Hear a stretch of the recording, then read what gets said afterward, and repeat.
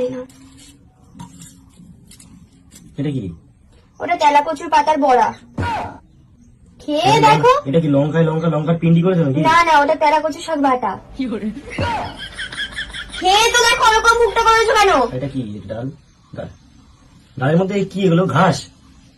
ঘাস হবে কেন? ওটা তেলাকচুর ডাঁটা, কাঁঠালের বীজ দিয়ে ডাল করেছি। তেলাকচুর ডাঁটা দিয়ে আর কাঁঠালের বীজ দিয়ে। ঘি আছে? ঘি আছে। আরে খেয়ে তো দেখো, টেস্ট তো করো, টেস্ট করলে তো বুঝবা কতটা সুন্দর খেতে। তেলাকচুর ডাঁটা শরীর ঠান্ডা করে।